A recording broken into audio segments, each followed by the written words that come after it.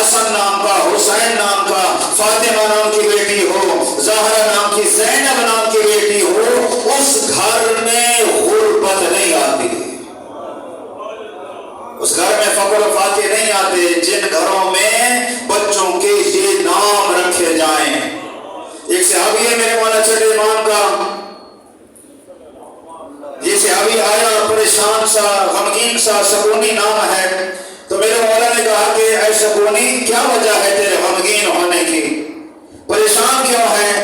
تو کہنے لگا کہ فرزند زہرا پریشان اس لیے ہوں کہ میرے گھر میں بیٹی پیدا ہوئی ہے۔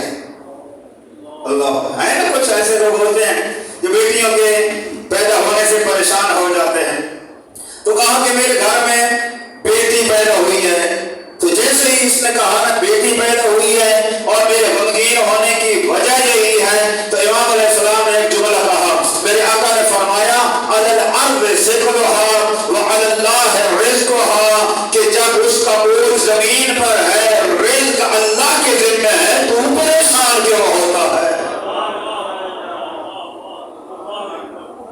جب اس کا بوجھ زمین اٹھائے گی بیٹی کا اور رزق کا ذمہ جو ہے وہ اللہ نے اٹھایا ہے، تو پریشان کس بات کی ہے؟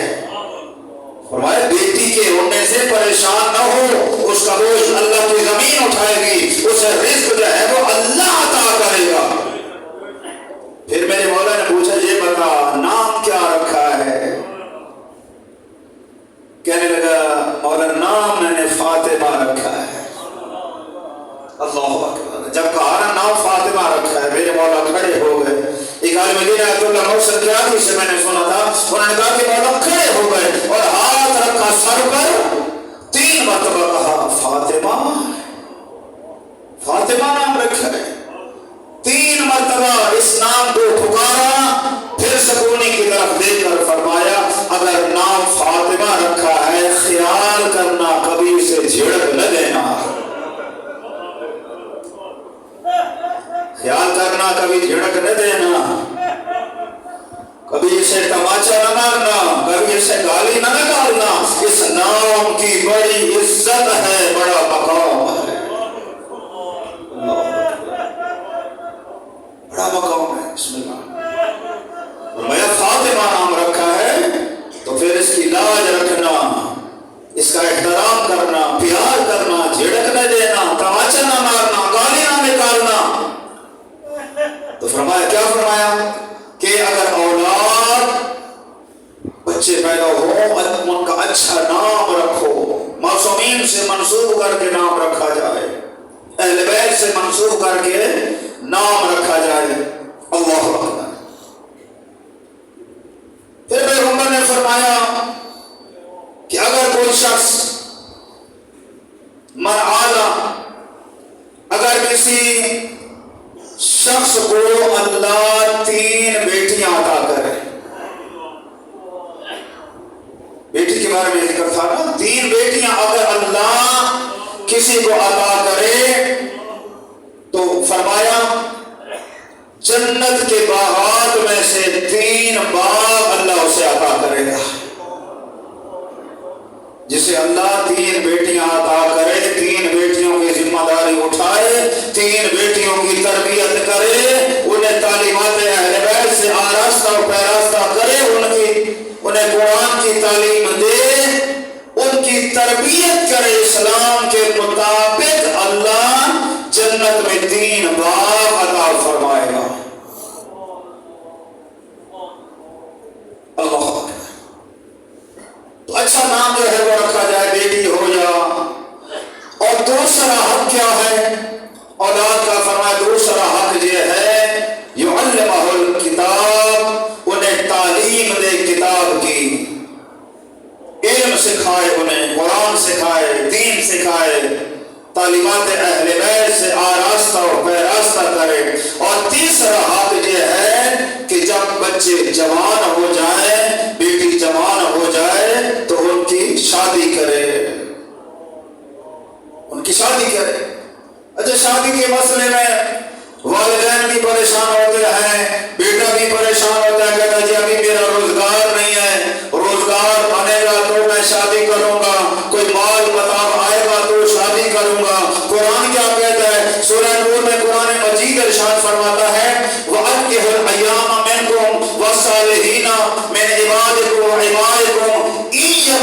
فقراء یغنیہم اللہ من فضلہ، فرمایا نکاح کرو، نکاح کرنے سے اگر تم فقیر ہوگے تو نکاح کی وجہ سے اللہ تمہیں غنی اور تلنگر بنا دے گا۔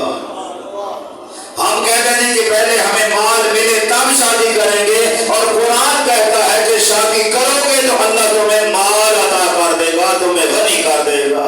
صلوات بر محمد علیہ۔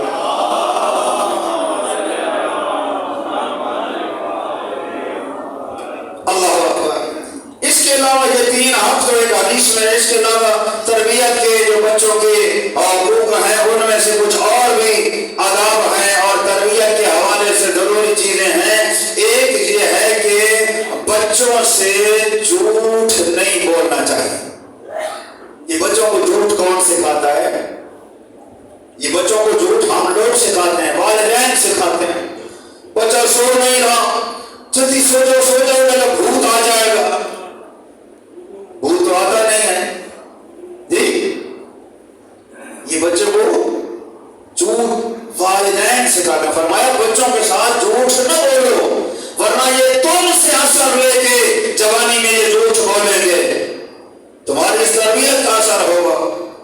بعض دفعہ کوئی چیز بچہ مانگتا ہے، باپ یا ماں جو ہے اس کو اپنے دانت کے نیچے چھپا دیتی ہے اور وہ کہتی ہے کہ وہ دیکھو وہ چڑیا لے گئی، ایسے ہے نا، وہ دیکھو وہ چاندی چڑیا لے گئی۔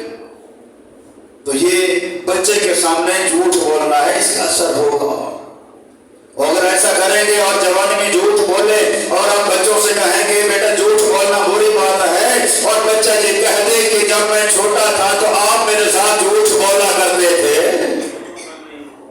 کہہ سکتے ہیں نا۔